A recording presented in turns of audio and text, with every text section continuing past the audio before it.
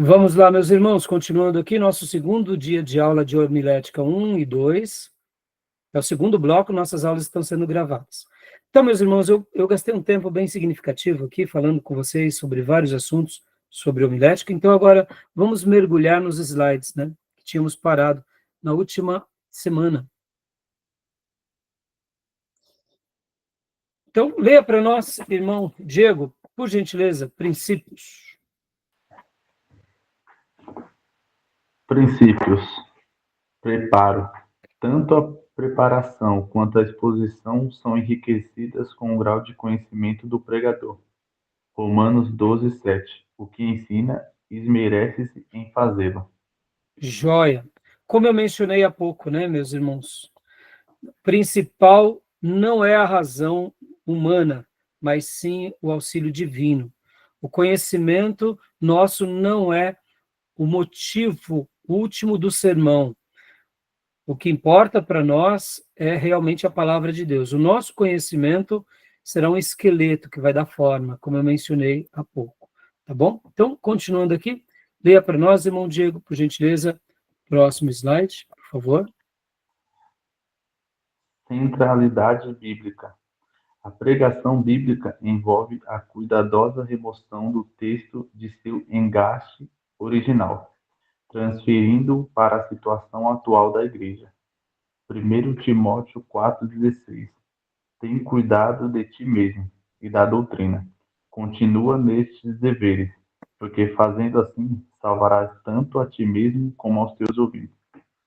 Ou seja, meus irmãos, se nós estivermos diante do povo de Deus e levarmos qualquer coisa que não seja a palavra de Deus, nós estaremos falhando. A centralidade tem que ser a Bíblia, ou sola Escritura. A Escritura, ela explica a própria Escritura como aprendemos. A Bíblia é o próprio intérprete dela própria. Se o Espírito Santo fez questão de dar essa tônica, quem somos nós para questionarmos isso? A gente sabe que a palavra de Deus, ela é a revelação do Onipotente. É o milagre permanente da graça divina entre todos nós. A Bíblia é o código divino pelo qual somos julgados. É o testemunho selado pelo sangue de Cristo. Nós não podemos nos esquecer disso. O professor Sérgio Mascarenhas, ele faz uma citação muito linda, que é do Meyer Pierman, que diz o seguinte, que a Bíblia é Deus falando no homem, Hebreus 4:12. É Deus quem fala pelo homem, 2 Pedro 1:20 e 21 e 1 Tessalonicenses 2:13. A Bíblia é Deus quem fala como homem, em João 6:63. A Bíblia é Deus que fala a favor do homem, João 10:10 e Mateus 12:20. Ou seja, se a nossa centralidade não for as Escrituras, a gente não está cumprindo o nosso real propósito. Podem ver que hoje em dia nós sofremos um pouco de inovação, e a inovação e a pirotecnia têm ganhado destaque da centralidade da Bíblia. Pode ver que muitos pregadores, eles estão se voltando para as últimas modas de comunicação. Ou seja, a palavra ela tem que ser mais estimulante, mais emotiva. A palavra ela tem que ser mais palatável. Então, nós não podemos se esquecer que aquilo pelo qual Deus nos separou para fazer num púlpito é levar a palavra de Deus a todo homem. E o professor Sérgio também deixa uma ilustração muito interessante, que quando um professor perguntou a uma menininha se ela acreditava na Bíblia. Menininha, você acredita na Bíblia? Ela respondeu, sim, eu acredito, porque eu conheço o autor dela. Eu conheço o autor da Bíblia. Então, meus irmãos, é a centralidade das Escrituras. Revela o próprio Deus Trino para todos nós, tá bom? Então, próximo slide, Diego, leia para nós, por gentileza, filho. Consideração da exegese hermenêutica. A pregação bíblica começa com a exegese do texto, em seguimento com a hermenêutica. Tudo isso nós aprendemos, né, no módulo anterior. A gente viu o quanto isso é relevante, o quanto isso é importante. Bom, sobre hermenêutica aprendemos bastante, sobre exegeses apenas citamos. A hermenêutica é a arte de interpretar, e a exegese é a arte de você ir no texto em original e trazer para a língua corrente, ou seja, é um passo mais profundo, tá bom? Continua para nós, irmão Diego, por gentileza. Opa, só um minuto. Peraí. Eu tô acompanhando aqui, pastor. Só um minuto. Mudou aqui. Pronto. Por favor. Exegese. O apoio é fazer o uso de léxico, dicionário, comentários, concordâncias e teologia. É sempre bom verificar a etimologia, a origem da palavra-chave do texto. Então, como eu disse há pouco, é você ir no original. Lexo é dicionário, né? Comentários bíblicos.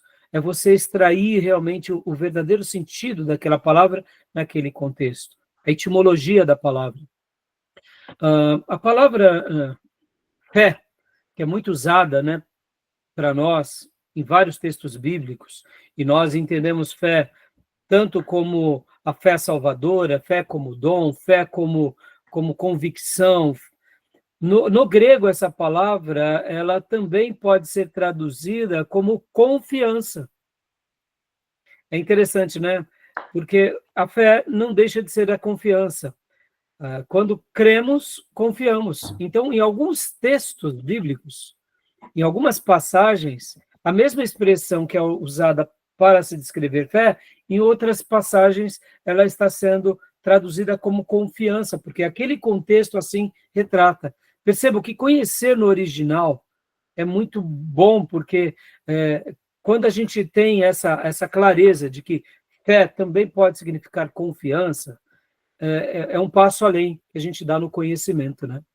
E a hermenêutica, leia para nós, irmão, por gentileza. Hermenêutica. Analisar o contexto, considerar o hebraísmo, observar a etimologia, palavra na sua origem, cosmovisão do livro, consideração às passagens paralelas, usar parábolas e histórias como ilustração e não como produção doutrinária.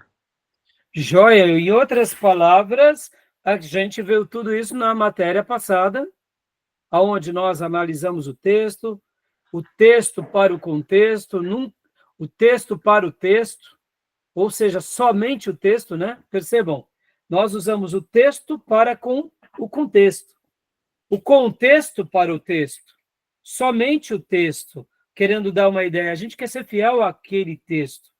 A gente tem que ter cuidado, né? Lembram dos hebraísmos, casa de Davi, toda a carne, para analisar a palavra no sentido da frase, aquela questão da semântica. A salvação é vinda de Jesus, a fé como um conjunto de doutrinas, como eu mencionei há pouco. Analisar o livro, né? O livro de Romanos, ele se destaca aquela questão do justo e da justificação. A justificação vem pela fé. Tiago já fala que essa justificação vem pelas obras, ou seja, são características diferentes. Considerar as palavras paralelas, né? Qual é o sentido dessa palavra, do texto, do contexto do livro? O que entendemos com as parábolas? Essas questões que apoiam o sermão, que estão dentro ainda da hermenêutica, mas a gente dá um passo além, que seria um pouco daqueles ensinos que aprendemos em introdução ao Antigo Testamento e ao Novo Testamento. Por exemplo, a questões da data do livro, a autoria do livro, os antecedentes, as circunstâncias essenciais, o contexto histórico, os personagens envolvidos naquele contexto. Então, percebam que tudo isso faz com que a gente faça uma boa hermenêutica. Quanto mais conhecemos as condições políticas daquela época, as religiões daquela época, as histórias, o aspecto socioeconômico, a economia, as nações, tudo isso vai favorecer, porque, de fato, a gente vai poder estar trazendo essa interpretação. Sob quais circunstâncias foi escrito aquele texto, tanto quem são os destinatários, a mensagem é aplicada para quem. Então, percebam, tudo isso faz parte da matéria de hermenêutica, né? Lembram? Querem comentar alguma coisa? Tranquilo até aí? E agora, próximo slide, pode ler para nós, irmãos, por gentileza, já que vocês não têm nenhuma dúvida, né? Nenhuma pergunta. Pode ler para nós, por favor, Diego? Revelação espiritual. Os princípios exegéticos e hermenêuticos devem ser apoio para as revelações. Eles não substituem o elemento revelado, pois estão ao seu serviço. João 6,63. As palavras que eu vos tenho dito são espírito e são vida. Ou seja, meus irmãos, nós não podemos esquecer que a Bíblia ela é um livro, mas ela é um livro espiritual. E essa frase eu gostei muito, né? Eles não substituem o elemento revelado, pois estão a seu serviço. Toda a espiritualidade que Deus quis nos revelar está nos textos. E aqui a gente tem que tomar um cuidado muito grande com quem? Contra o nosso arqui-inimigo. Lembram? Por quê? Porque ele foi um hermenêutica maquiavélico, Satanás lá no Éden. Ele distorceu a palavra de propósito para Adão e Eva, e aqui estamos. Não subestimem a sagacidade e a astúcia de Satanás, porque ele é um intérprete tinhoso, maldoso, corrupto, e ele joga os seus dardos. E aqueles que não estão realmente firmados no Senhor e na palavra, infelizmente acabam dando ouvido para os ensinos heréticos que têm uma influência direta ou indireta do inimigo, tá bom? Por isso nós precisamos buscar a Deus o tempo todo, né? Se enchermos do Espírito Santo. Aqui nós lemos João 6,63. Vamos ler agora 1 João 2, 20 e 27. Quero ler esses dois textos com vocês. 1 João 2, 20 e 27, vou até compartilhar aqui na minha Bíblia digital. É importante demais nós nos enchermos do Espírito Santo, irmãos. 1 João 2, 20 e 27. Deixa eu compartilhar aqui com vocês.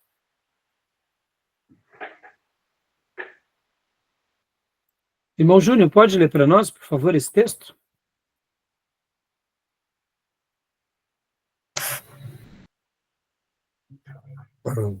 Ora, vós tendes a unção da parte do Santo, e todos tendes conhecimento. Não vos E agora, e o 27, tá. por favor. E quanto a vós, a unção que dele recebeste fica em vós, e não tendes necessidade de que alguém vos ensine, mas com a sua unção vos ensina a respeito de todas as coisas, e é verdadeira e não é mentira, como vos ensinou ela, assim nele permanecei. Muitos irmãos fazem uma leitura errada desse texto, porque eles dizem, tá vendo, o Espírito Santo vai te ensinar, então você não precisa de que ninguém te ensine. Irmãos, está aqui João sendo guiado pelo Espírito Santo ensinando a igreja. O que o Espírito Santo estava usando João para dizer aqui, em outras palavras, é, dependa do Espírito Santo, porque ele vos fará lembrar de tudo que o Senhor nos ensinou. Ou seja, se nós realmente estivermos com o coração em Deus e com pessoas crentes ao nosso lado, sempre o Espírito Santo nos conduzirá à Bíblia, nos conduzirá aos irmãos, porque se eu não precisasse também do irmão, porque aqueles que fazem uma leitura desse texto de forma vesga e míope, dizem, eu não preciso que ninguém me ensine. Ora, então você não precisaria nem da Bíblia. Começa por aí. Porque Deus quis usar pessoas para nos deixar a Bíblia. O que ele está querendo dizer é o seguinte, no momento em que você for ensinado por alguém, no momento que você for levado à palavra, comece a exercitar essa comunhão com Deus, nessa experiência de depender, de aprender de Deus. Porque muitas vezes nós ficamos numa codependência do outro para sempre. E podem ver que no processo de evolução humana, nós fomos gerados de forma no ventre da nossa mãe, de forma totalmente dependente. Precisamos ser desmamados pela nossa mãe e pelos nossos pais, porque mesmo quando uma mãe parte por uma fatalidade do destino, Deus nos deixa ao critério do pai, de uma nova né, mulher que vai cuidar da gente ali, né, na ausência do pai, uma vó, uma tia. Percebam, a gente vai passar pelo período do desmamado, ou seja, totalmente dependente. Entramos no período da infância e depois entramos na pré-adolescência e depois na adolescência, onde a gente começa a ser independente e depois nos tornamos adulto, que agora a gente caminha para poder gerar uma nova vida, criar uma nova vida. Ou seja, espiritualmente, esse processo se repete. Ter um pastor que cuida de nós é maravilhoso, mas depender dele para tudo e todas as tomadas de decisões na vida é uma doença. Porque o pastor agora, depois que ele já nos deu o leite, já nos deu a comida, já nos fez crescer, agora a gente aprende também na vida. E a gente aprende com Deus, e é isso que João está dizendo. Porque, irmãos, lembra dos textos paralelos? Seria um contrassenso esses textos. Porque se eu não precisasse de ninguém, então o porquê Deus nos dá dons? E o texto bíblico vai mostrar que Deus nos dá dons, como cita Efésios, para que aperfeiçoemos os santos. Ou seja, o meu dom, ele tem uma utilidade de abençoar vocês. Olha o que eu estou fazendo aqui. Um dia eu fui abençoado por professores que me ensinaram. E ali eu comecei a crescer nessa habilidade, me tornei um pastor, um professor, e agora eu me torno um professor para ensinar vocês. Ou seja, eu precisei do auxílio de alguém. Nós precisamos do auxílio do outro. A igreja, ela existe, coexiste nessa interdependência. Tá bom, meus irmãos? Então, aqui, a gente não pode se esquecer do que a gente acabou de ver, né? Nós precisamos, sim, do auxílio do outro. Nós precisamos, sim, da ajuda, né? Então, a gente não vive uma vida isolada. Nós não somos a última bolacha do pacote. Tá bom, meus irmãos? Precisamos do auxílio uns dos outros. Pode falar, Jim. Diferente da ideia católica, né? Que eles têm a autoridade do Papa, da Igreja, e que não tem uma interpretação a não ser por eles, né? Sim, sim. Tem uma própria palavra que está acima da Igreja. Exatamente. Por isso que aí onde entra a nossa libertação, né, Júnior? Exato. A gente está na palavra, então a gente pode contra-argumentar. E podem ver, irmãos, que quando Jesus estava ali com os apóstolos, e os apóstolos tinham dúvida, Jesus não censurava as dúvidas, Jesus os ouvia, os questionava. E até em algumas colocações Jesus se admirava, como é o caso, por exemplo, da mulher cananeia e do centurião. A fé deles fazia com que Jesus ficasse feliz. A fé deles inspirava Jesus, no sentido de surpreender Jesus. Jesus ficava surpreso. Então, perceba, Deus não nos criou robôs. Deus não nos criou debaixo de uma coisa fechada, né? Pode ver que a nossa interação, até mesmo o pastor, irmãos, guardem isso. O pastor, ele não é a pessoa de mais autoridade na igreja. O ser de mais autoridade na igreja é Cristo. E depois de Cristo é a igreja. E depois, nessa igreja, aí Deus coloca um pastor. A ordem bíblica não é pastor sobre a igreja. O pastorado só existe porque existe uma igreja. Estão entendendo, meus irmãos? O pastor ele está debaixo da autoridade da igreja.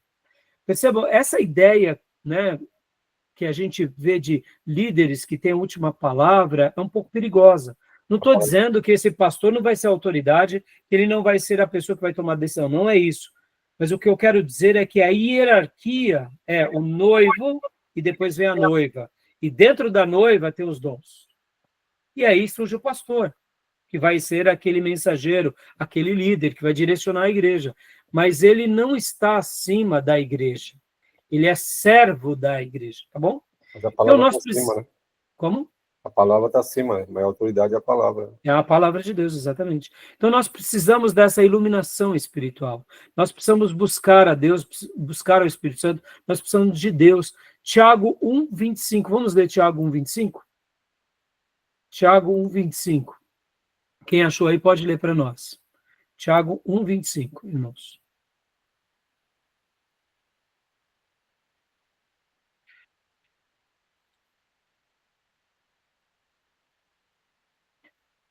Eu vou compartilhar aqui. Tiago Contudo, o 25. homem, Pode ler, por favor. contudo, o homem que observa atentamente a perfeita lei da liberdade e persevera na prática dessa lei, não se esquecendo do que ouviu, mas praticando, será bem-aventurado naquilo que Desculpa, fizer. irmão. É Tiago 1:5. Eu falei errado, perdoe.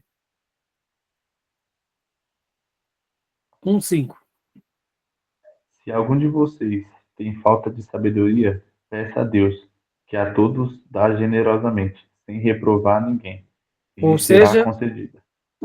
irmãos, precisamos buscar a Deus. Simples assim. Não tem o que falar, né? Buscar a Deus o tempo todo. E agora leia para nós também, meu irmão, Lucas 21:14-15. Lucas 21:14-15. Nós precisamos buscar a Deus, pedir sabedoria. E vamos ler agora Lucas, como eu disse, Lucas, capítulo de número 21, versículo 14 e 15. Pode ler, irmão Diego. Contudo, convençam-se de uma vez de que não devem preocupar-se com o que dirão para se defender, pois darei a vocês palavras e sabedoria a que nenhum dos seus adversários será capaz de resistir ou contradizer. Ou seja, o Espírito Santo vai nos dar palavras, vai nos dar resposta e vai nos ajudar. Mas para tudo isso a gente precisa depender do Senhor, tá bom? Então, continuando lendo aqui o material, né? Por gentileza, irmão Diego, leia para nós agora, irmã Beatriz, por gentileza. Princípios ainda. Público-alvo, irmãos, público-alvo. Público-alvo, classifique o seu sermão para a mensagem ser traduzida na linguagem da congregação. Em João 3,14, e como Moisés levantou a serpente no deserto, assim importa que o Filho do Homem seja levantado. Irmãos, Jesus, ele nos dá várias lições sobre isso. Quando ele vai falar sobre a parábola do trigo e do joio, do grão de mostarda, do fermento, o tesouro escondido, das pérolas, das redes, ele sabia que público ele estava falando. Ele não deixava dúvida. Então, essa ideia do público-alvo é muito importante para todos nós. Porque se a gente apresentar a mensagem de uma maneira meia nebulosa, o ouvinte sempre vai ficar com dúvida. Então, a gente precisa ter essa ideia do público-alvo, levar uma mensagem clara e muitas vezes levar também o quê? De uma forma onde aquele público que está naquele lugar, a linguagem, eu diria, seja bem acessível e bem contemporânea a eles. Não estou dizendo com isso, irmãos, que a gente vai ficar falando gírias, não é nada disso. Mas o que eu quero dizer é, a gente tem que saber discernir os públicos pelos quais falamos, né? Por exemplo, a gente tem que, vamos supor, irmãos, você vai com uma mensagem muito formal a um culto de jovens, você vai com uma mensagem muito, talvez técnica, a um culto de mulheres. Então, percebam, se é um culto de mulheres, quais são as demandas das irmãs? Recentemente, eu tinha sido convidado a dar uma palestra num culto da União Feminina.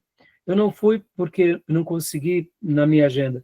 Mas, irmãos, eu preciso saber que eu estarei falando a mulheres. E que as demandas das mulheres são muito diferentes das demandas dos homens. E eu preciso ser sensível a isso. Agora, é claro, diante de tudo isso, eu devo buscar a Deus em oração. Se eu for falar, por exemplo, num culto de ordenação pastoral, a gente precisa ter clareza sobre essas questões, tá bom? Diga-me, irmã Miriam, você levantou a mão?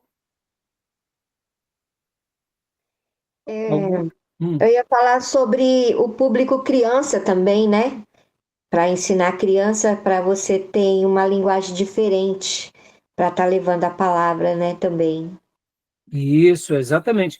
Como a irmã sempre trabalhou com as crianças, a irmã sabe da importância disso.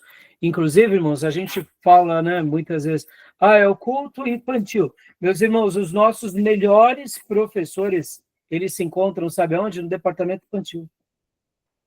Sabia disso? Os nossos melhores professores da igreja estão lá. Porque falar para a criança é muito difícil, meus irmãos. É muito difícil. Em primeiro lugar, você tem que saber falar a linguagem da criança, ou seja, você tem que se adaptar à mentalidade deles. Você tem que usar figuras de linguagem que eles entendam. Terceiro lugar, você tem que captar a atenção deles. Criança é muito difícil. E só para vocês terem uma ideia, cada faixa etária tem uma quantidade de minutos que eles estão atentos. Por exemplo, uma criança de 3 anos, ela está atenta durante, por exemplo, eu não lembro os números exatamente, mas ela presta atenção durante 3 minutos. Passou de 3 minutos, ela dispersa. Uma criança de 5, 7 anos já consegue ficar de 5 a 10 minutos. Ou seja, como um professor vai dar uma aula em 3 minutos? Ou seja, de pedaço de 3 em 3 minutos, a cada 3 minutos ele tem que chamar atenção. Percebam, é muito difícil. Então, a irmã que fez essa citação, é muito legal essa sua abordagem, viu, irmã?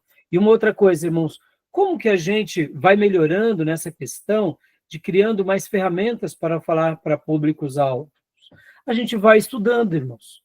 A gente vai aprendendo um pouco sobre essa questão do gênero humano. A psicologia ensina um pouco sobre isso, como cada pessoa ela se reporta.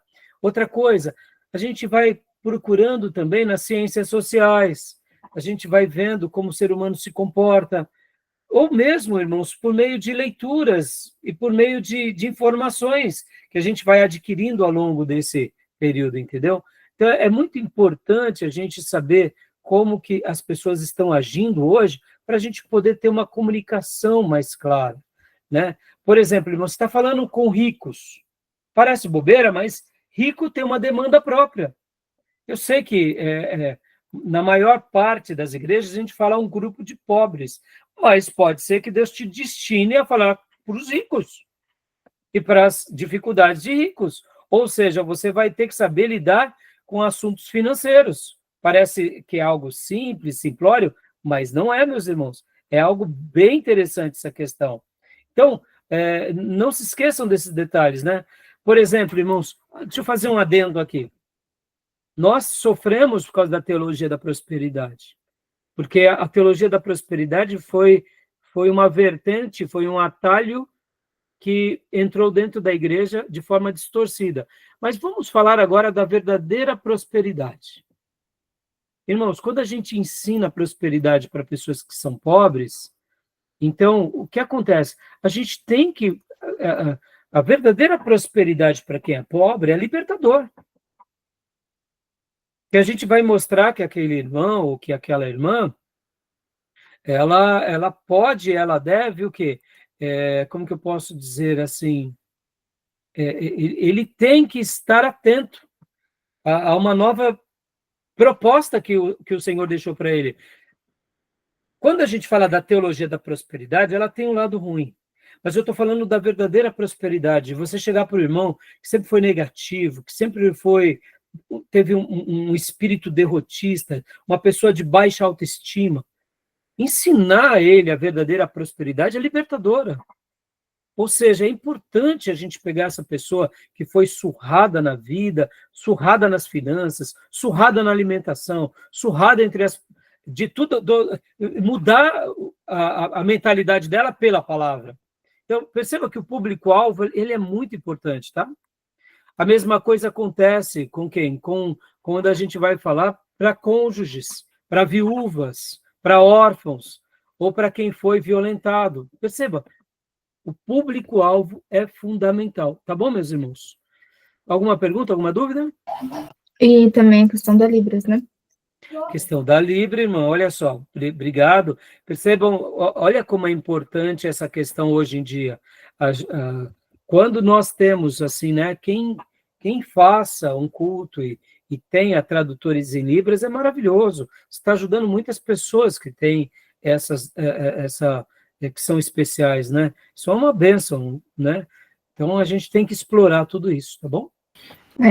Só um comentário, recentemente eu vi uma pregação que o pregador era surdo, no caso, e aí o intérprete falava para a igreja, ou tipo, o contrário. Olha, que Ao coisa invés linda. do pregador falar e o intérprete traduzir em libras, o pregador era surdo e o intérprete falava. Olha só que Foi assim, legal. tão interessante, foi maravilhoso. Eu imagino, né? Eu imagino, Beatriz, porque realmente foi diferente, né? É isso aí. Agora aqui, sexto ponto, leia para nós, Beatriz, acomodação da linguagem. Não mudou o slide. Ah, não mudou? Não. Deixa eu ver aqui. Era para ter mudado. Deixa eu ver. Então, deixa eu fechar e abrir novamente. Deixa eu abrir novamente. Tem hora que trava, né? Aqui.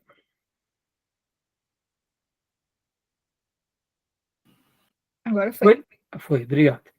Pode Acomodação ler. da linguagem. Aplique uma linguagem coerente de acordo com o público. Em 2 Pedro, capítulo 3, versículo 16, nas quais há certas coisas difíceis de se entender. Ou seja, o próprio Pedro estava citando que Paulo escrevia e havia dificuldade, mas se a gente se aplicasse, né? A acomodação da linguagem ela é muito importante. O pastor Fanini tinha uma frase muito interessante que o professor Sérgio Mascarenhas coloca aqui nas suas notas do slide. Eu prego para as ovelhas e as girafas têm que abaixar a cabeça. Interessante, né? Eu não prego para girafa, eu prego para a ovelha. Girafa, baixa a cabeça, né? Quem sabe uma hora você se torna ovelha. Interessante, né? Então, percebam que o que você acabou de dizer, Beatriz, sobre essa mensagem que um pregador falou em Libras e houve uma pessoa que traduziu ele em português. Olha que coisa linda. Só que, ao mesmo tempo, na acomodação da linguagem, meus irmãos, a gente tem que tomar certos cuidados. Muitas pessoas, quando estão no púlpito, eles ficam falando dos seus problemas pessoais. Já viram pessoas assim? Ficam falando só dos seus problemas. Ou ainda, mensagens com o endereço certo, dando indiretas, desabafo de púlpito, descarregos mesmo, ou vinganças, ou ataques, ou exposições. Percebam, a gente tem que tomar muito cuidado. A acomodação da linguagem ela é muito boa, mas ela pode ser destemperada pelas coisas que eu acabo de vos dizer. Outras coisas também, meus irmãos, usar o púlpito para ficar falando sobre fraqueza, confissões, ou ficar caçando o defeito nos outros, apontando, ou indo até além de apontando o erro dos outros, indo para o outro lado, que é o excesso de santidade, excesso de perfeccionismo, é uma pessoa em si mesmada. Alguém já disse a seguinte frase: louvado seja eu, glorificado seja mim. Entendeu? Cuidado com tudo isso. Essas vanglórias. Bom, nenhum problema você dar um testemunho, nenhum problema. No bloco anterior eu finalizei dizendo sobre o elogio que a minha esposa me deu, né? De fato, eu fiquei feliz. E como eu disse, no momento em que você teve êxito, dê glória a Deus, porque como diz a palavra, se a gente tiver que se gloriar, que nos gloriemos no Senhor. É maravilhoso ser instrumento, mas tomemos cuidado com esses excessos. Não tem coisa pior do que uma pessoa, por exemplo, ficar usando o púlpito, como eu disse, para ficar falando dos seus problemas, ficar numa auto-vitimação frenética, né? Então, vamos ter cuidados também, irmãos, com jargões, né? Jargões ou palavras de efeito não podem substituir a palavra. Outra coisa importante, o uso de gírias, irmãos. Eu sei que muitas vezes existem certos cultos, como é o culto de jovens, que nós tentamos ter ali uma linguagem um pouco mais jovial. Eu sei que não há problema você usar certos termos, mas cuidado para não ir para o descrédito e nem para a vulgaridade. Além dos modismos, né? A gente começa a querer agradar todo mundo. E fica até uma última recomendação aqui. Pode, né? Hã? Na cadeia pode, né? Pregar assim. Júnior, se você está na cadeia, você está falando ali para pessoas, você não vai usar um termo, né, Júnior, rebuscado do direito, né? Você está ali falando para pessoas, você usa palavras mais Mas cuidado também para não ir no exagero, né? Sabe, de querer falar a linguagem deles, eu me fiz de louco para ganhar o louco, sabe? A gente tem que fazer uma leitura correta do que é isso. Eu posso ter uma comunicação clara do meu jeito sem me vulgarizar, né? Mas, ao mesmo tempo, cuidado para a gente também não ficar muito formal, né? Numa cadeia, ou numa visita no hospital, ou no asilo, né, irmãos? Entendeu? A gente tem que ter esse cuidado, né? Tá bom? A linguagem comum, né? Eu tava rindo aqui porque o pastor falou que tem pregadores que expõem a vida do irmão, né? Tava pensando aqui. Esse é o único sermão expositivo que eles pregam, né? Ouve o membro e depois transforma Expõe, né? assim, a pregação expositiva. É expositiva da vida alheia, não do texto sagrado, né? Mas, é verdade. Irmãos, não tem coisa pior. E a gente vai ter que ser treinado na habilidade de não falar coisas que doam para aqueles que muitas vezes merecem. Porque tem vezes que tem ovelhas que estão precisando de uma sacudida, mas eu recomendo vocês, na medida do possível, ir diretamente a essas pessoas e falarem ali para elas. Agora, tem vezes, meus irmãos, também, que nós estamos numa mensagem que a carapuça vai servir. Então, fique com a consciência tranquila. O texto bíblico vai te conduzir. Por exemplo, irmãos, eu estou pregando sobre José. Eu vim pregando sobre Abraão, falei sobre Isaac, dei uma série de mensagens sobre Jacó, e agora estou sobre José. Devo ter mais 3 mensagens, se não tiver nenhuma alteração. Então, um dos pontos altos da minha mensagem vai ser quando eu for falar sobre perdão. Irmão, quem é que não precisa perdoar, né? De nós, né? Aprender. O pastor Hernandes Dias Lopes, ele cita isso daí, ele fala do perigo do sermão temático, né? Porque se você, por exemplo, escolhe falar sobre o adultério e tem ali um presbítero que tem adultério, ele vai achar que está sendo direcionado para ele. Mas se você está pregando expositivamente, no domingo pregou Mateus 18, que ele citou, aí o irmão já sabe que no próximo domingo ele vai pregar Mateus 19. Então, evita... Então, a pregação expositiva te salva disso, Tomé, para que você não fique preso, né, às ideias alheias. Mas olha só que interessante, Tomé. Quando a gente chegar lá, dentro dos 3 sermões mais, que são os clássicos, né, que é o textual, o tópico e o expositivo, olha que curioso, hein? O príncipe dos pregadores não pregava expositivamente. Por quê? Porque dentro dele, Spurgeon, né, ele dizia que ele gostava de ter essa experiência de ouvir Deus naquela semana ou durante aqueles períodos. Então, olha só que interessante. Spurgeon, ele é um dos puritanos mais renomados de todos. E ele fazia algo diferente da maioria dos puritanos. Então, o que eu digo, Tomé? O pregador ele tem que ser muito, muito verdadeiro, ele tem que ser muito sensível ao Espírito Santo. E eu não vejo problema do pastor, de repente, pregar por tópicos e tratar de assuntos que a igreja está precisando passar. Aliás, irmãos, na minha opinião, eu acho que esse tipo de sermão temático, quando a gente está sendo honesto com a Bíblia e com a igreja, ele é muito poderoso. Não estou querendo dizer que o Hernandes Dias Lopes está dizendo, está ensinando uma coisa errada. Não, eu concordo com ele, eu acho que o expositivo é a melhor maneira de pregar. Mas tem pastores que não se encontram dentro da pregação expositiva. Eles são exímios pregadores por tópicos, temáticos. Mas só que eles são leais. Então ele vai falar do adultério, porque ele está vendo ali irmãos que estão se enveredando para isso, e ele vai trabalhar da Bíblia. E, ao mesmo tempo, ele vai cuidar desses irmãos. E ele vai ter essa relação franca. O problema é quando a gente faz do púlpito um lugar para a gente lavar roupa. Ou lavar louça. O próprio Senhor não estava sendo expositivo nas parábolas, né? Hã? O próprio Senhor Jesus não estava sendo expositivo nas parábolas. Exatamente. Né? E pode ver que o ministério de Jesus é in loco, né? Vai acontecendo, e pode ver que como o Espírito Santo usou os apóstolos para registrar, é uma coisa única, né, Tomé? Então, percebam, como que acontece, né? Por isso que, assim, não existe uma regra, sabe? Existe uma linha que é a melhor. Mas a gente vai chegar lá quando eu falar dos 3 tipos de sermão. O temático também, quando ele faz um temático também, ele faz aquilo que Deus deu para ele naquela semana, não tem alvo individual específico. Agora, se a pessoa está ali, se Deus está falando pelo Espírito Santo, aí vai servir para ele, o problema é dele. Ele que está vivendo assim, aquilo, para isso mesmo que a palavra serve. É que quando o Hernandes Dias Lopes está falando sobre isso, Júnior, ele está querendo dizer mais ou menos assim. Porque, querendo ou não, Júnior, tem vezes que você está pregando numa certa igreja, e essa questão ela é muito... Quando se trata de uma igreja pequena, não é com frequência. Mas uma igreja um pouco maior, sempre tem aqueles irmãos que ficam, o pastor está dando indireta para mim. Mas aí... Por isso...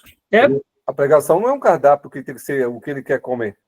Exatamente. Por isso que eu estou falando aqui, Júnior, que assim, eu concordo com as palavras do Hernandes Dias Lopes, mas a minha sugestão a cada seminarista e a cada pastor é: descubra-se como Deus vai te usar. Sabe por quê? Seja concluindo, e seja fiel a isso. Viu? E por isso que eu citei Spurgeon, entendeu? Eu vi um missionário batista lá na Noruega, lá tá vendo na rede social, e a irmã falou: olha, a minha igreja aqui o pastor não pode pregar sobre a volta de Jesus, sobre o Apocalipse. Era uma igreja meio liberal. Como assim? Tem que pregar dentro da conveniência, não pode pregar a Bíblia, tem que pregar assuntos que não pode ser falado? Então, você vê, por isso que, assim, aí nessa igreja, o cardápio já está pronto ali pelos membros ou pela diretoria. O pastor fica amarrado. Eu acho que é um ministério só por Deus, assim. Eu não consigo enxergar uma igreja... Me entenda, irmão, eu sou de uma igreja batista. A igreja batista é igreja democrática, mas eu entendo o seguinte, que uma igreja batista democrática, ou seja, ela como você queira chamar, indiferente do seu sistema de governo, quando você reconhece que tem um pastor ali, ele vai ser aquela pessoa que vai te conduzir a Deus. Então, você tem que dar o direito de dúvida de que ele vai buscar a Deus, que ele vai ser sincero, que ele vai ser... Se você coloca amarras nele, você prende ele. Viu? Tem outro caso também, que foi recente, de uma missionária da Índia, a Sami, minha esposa segue ela aqui, a da Índia. Ela veio aqui no Brasil, ela foi pegar numa igreja assembleia, e ela foi falar do evangelho cristocêntrico, bíblico, né? E aí ele falou, não, isso aqui não pode falar isso aqui não pode falar.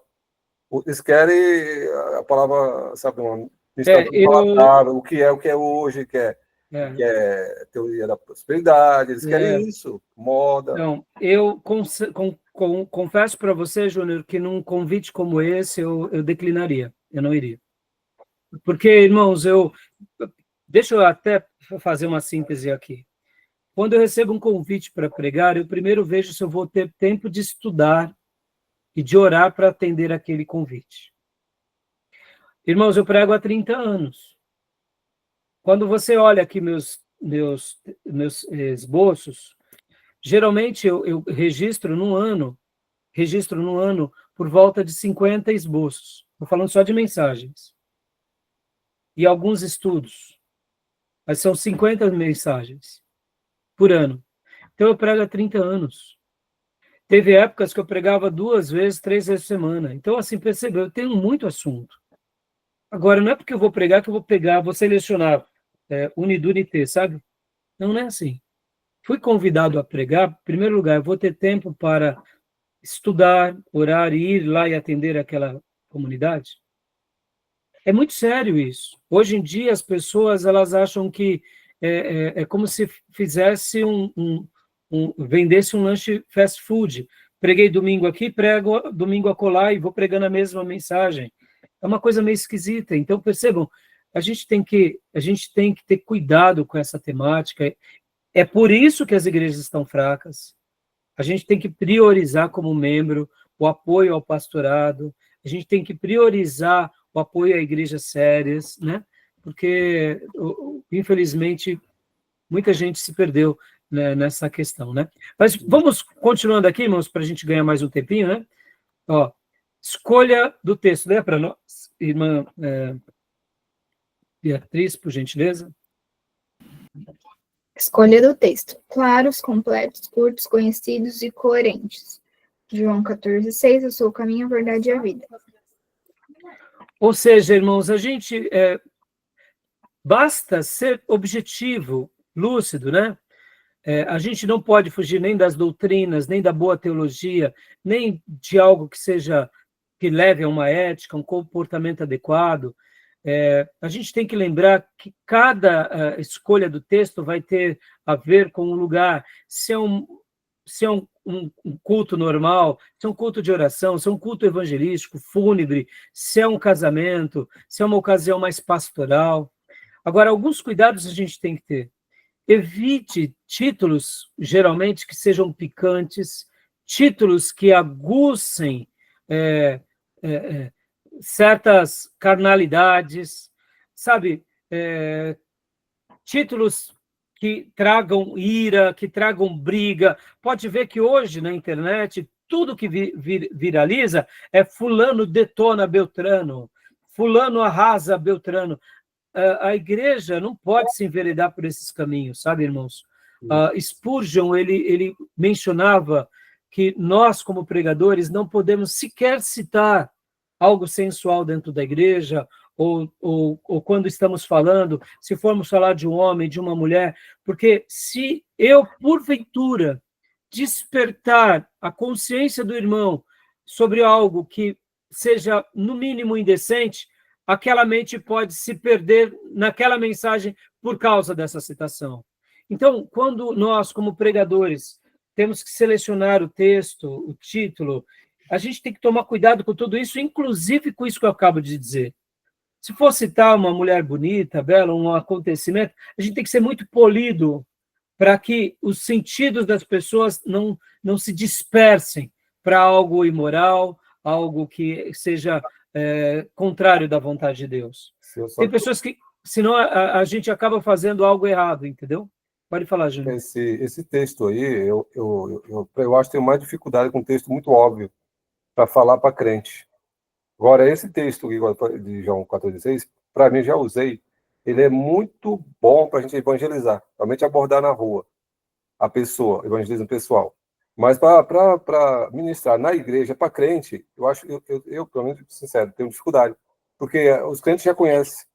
E você não tem. Muito óbvio, né? Mas deixa eu te dar uma dica aqui, Júnior, né? Me permite, como teu professor, pastor amigo, mesmo sendo óbvio, Júnior, é isso que eu digo agora, uma coisa que eu gostaria de dar uma tônica para todos vocês aqui.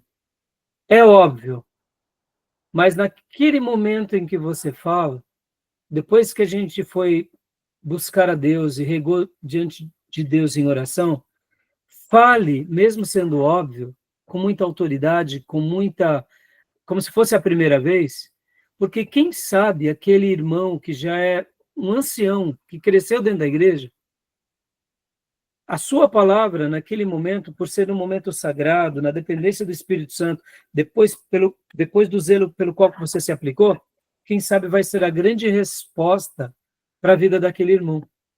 Então, eu sei que, de fato, muitos irmãos já sabem de muita coisa, mas é por isso que o momento da pregação ou da prédica, ele é tão sagrado, porque, como eu mencionei para vocês, nesse domingo, eu comecei a desenvolver o meu estudo baseado na perseverança, mas em um dado momento veio a bondade como uma resposta de Deus em meio à oração.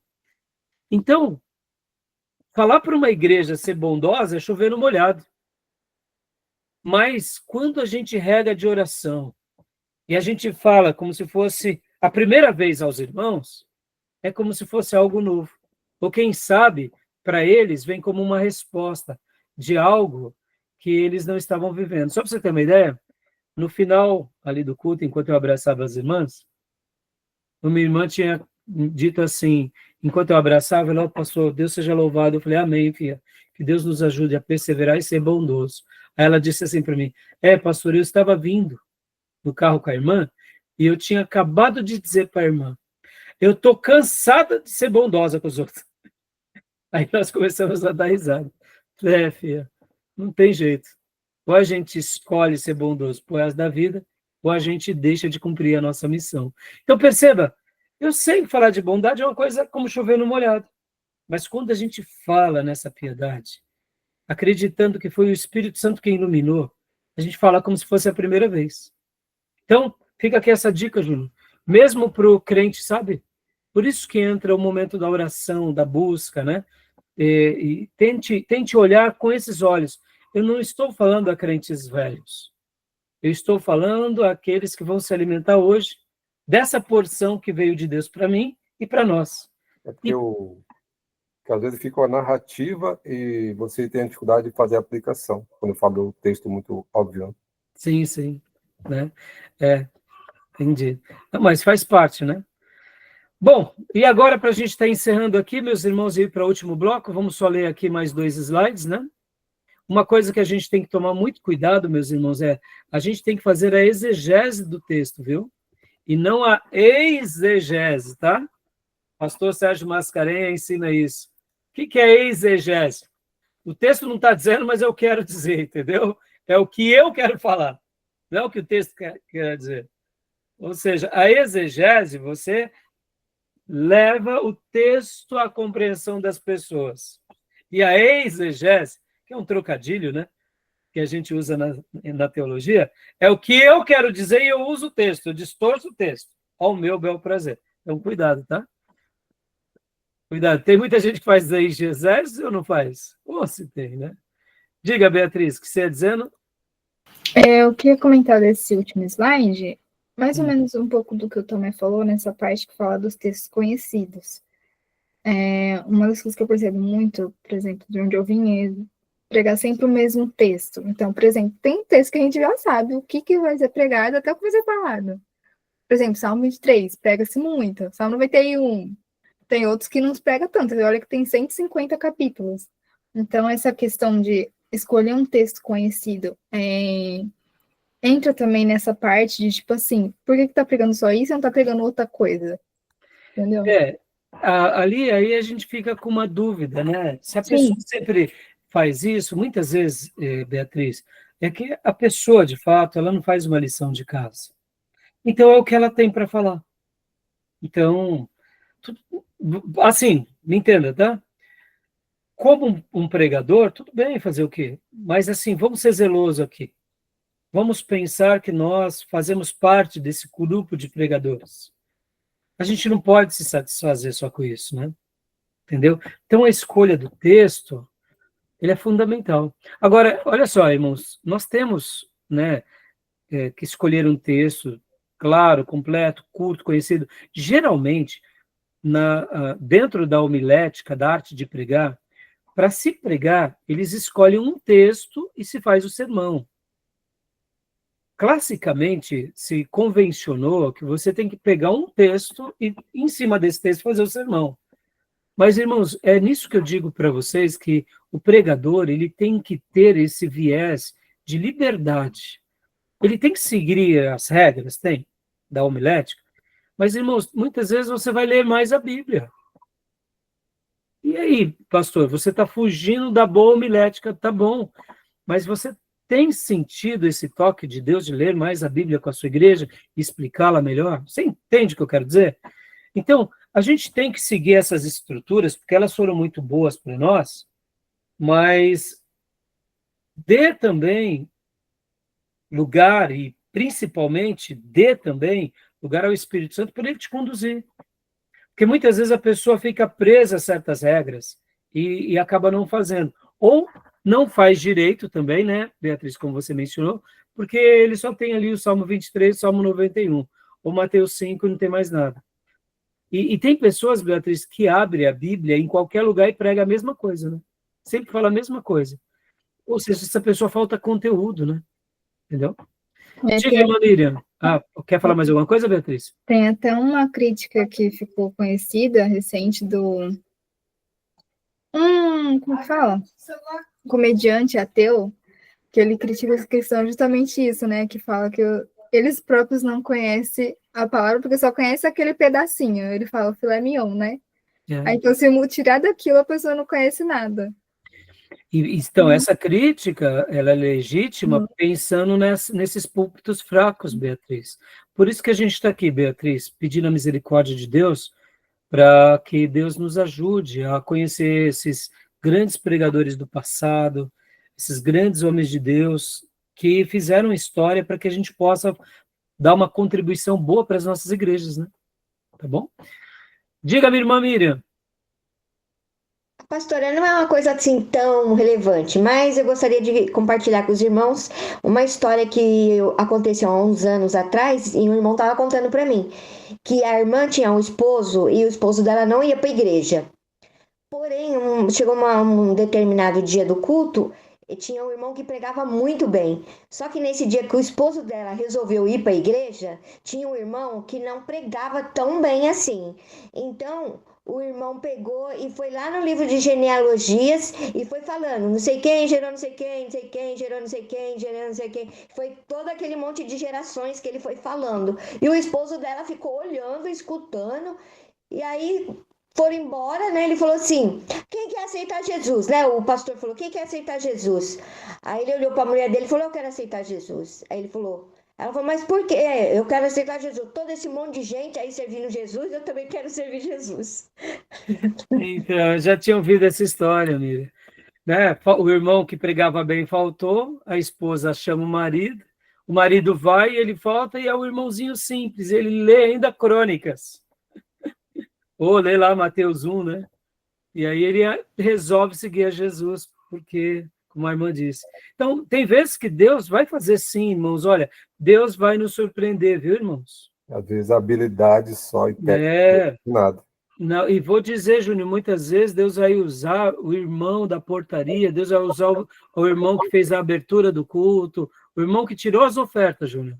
Sim. E o pastor vai achar que a pessoa se converteu por causa dele, e não, ó, tem uma história, inclusive, que o pastor lá de Minas Gerais, vou lembrar o nome dele, bem conhecido, presbiteriano lá de Minas Gerais, ele conta sobre um episódio de que na igreja o pastor pregava muito bem, e um dia foi lá o grande figurão da cidade na igreja, o figurão lá, era o juiz, uma grande autoridade, prefeito.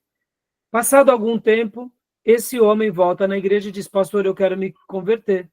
Aí o pastor disse assim, poxa, irmão, estou feliz. Então quer dizer que o irmão entendeu a mensagem daquele dia e o irmão, né, se entregou a Jesus por causa daquilo. Ele falou, pastor, o culto foi muito bom, os louvores foram muito bons, sua mensagem foi muito boa, mas o que me fez aceitar Jesus não foi vocês, não.